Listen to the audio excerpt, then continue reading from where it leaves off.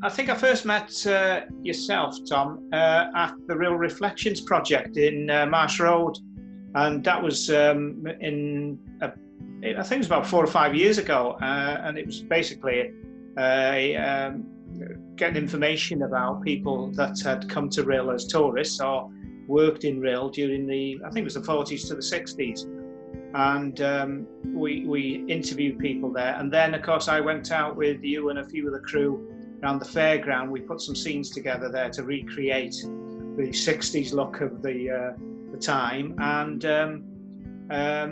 we did some interviews of people around where the little train was and things like that. So I started getting used to working with equipment and yourself and getting out and about with it, really, which I was really enjoying. And then we went into a Scotch Llewellyn and Pavilion Theatre and recorded people there in formal and informal situations, which is good, really. So when I heard you were putting this script together, I said, yeah, count me in, really, and that it got going since then. And that first read through, where I think you had a few scenes where possibly I could have been involved in. I think that was the thing that I was perhaps most nervous about, really, in case I couldn't do what you wanted me to do, But from the point of view of the way the crew worked together and the actors and everything, it was really good, excellent. Really enjoyed it.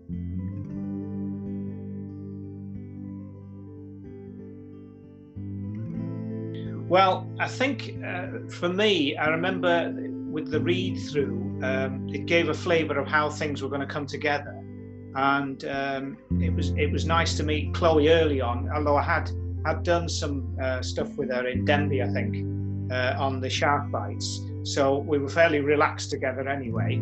And that read through, first of all, gave a picture for me of how the thing was going to come together, and the fact that we were going to use a proper location, a proper house, was, I thought, well, that'll be a nice challenge, because you don't have the space you normally have in, say, the hall in Tape or the studio.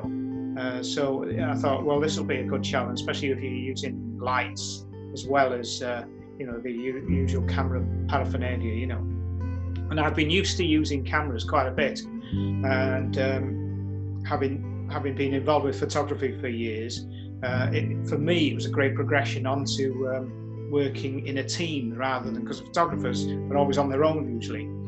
So that team spirit thing, I thought, was brilliant, really good, and everybody on the same level as well, which is good.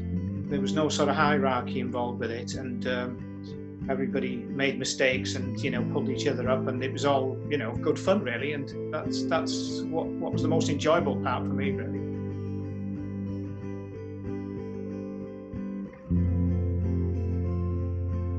Well, I seem to remember that first green screen piece that we did with Nicole. I got involved with the boom and the sound side of things, which I hadn't done much with before. And you start to get sensitive to using the headphones properly and making sure you hold the microphone in the right position. So you hold it as if you put somebody in the beam of a torch to create that sound space, which will give you the best audio. And it's nice for me to think, this is a new skill for me. And of course, then I went to do some sound recording with you later on when we were at the house scenes, which is good. And it's always a relief when you hear that the recording is clean, and you haven't got sort of interference coming in. And it's always things that worry you from that point of view, which has nothing to do with the visuals really, but sound is so crucial.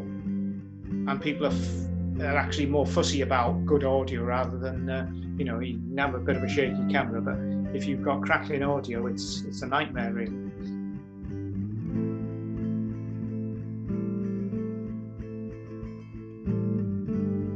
I knew you were thinking of this episodic sequence of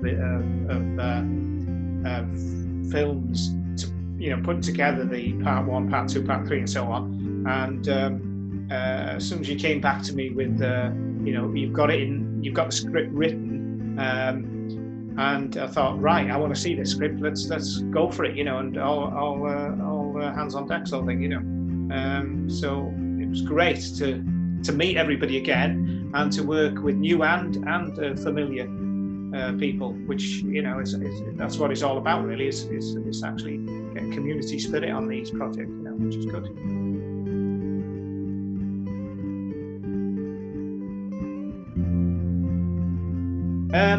I think we were quite tight on space again, and there were quite a few more people than the first time, I think, with us. That some were wanting to have a job, and we thought, well, we'll ease them into doing these little things so that it wouldn't put the technical side into jeopardy. You felt you could do it with confidence, and I think we hit it dead on, really, because issues with audio to start with, had that sort of crackling sound, which we sorted out, and then the guy that came along with Chloe did a really good job of working with the audio because of what he had in his background himself, which was great. So we sort of made the most of somebody that was quite skilled in that area already, which is excellent, good idea.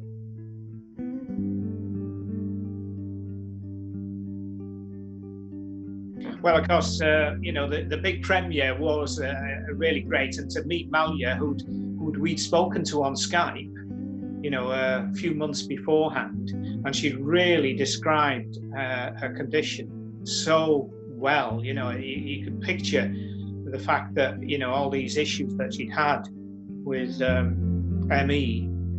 You felt as if you were relating to real experience, and to meet her afterwards was great, and the fact that she'd really been impressed with what we'd done, because we were only trying to put our ideas across as interestingly as possible, in the way the narrative went, rather than just a sort of normal documentary,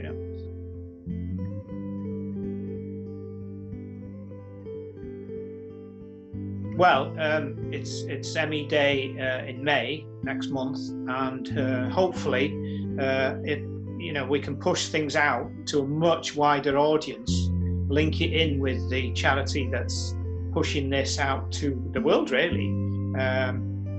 You're talking about 250,000 people that suffer in the UK alone with this condition, and I didn't know much about it, and people that you talk to, everybody seems to have heard of it, but don't know really what the details are, and I think that would be great, and hopefully that may lead to part 3.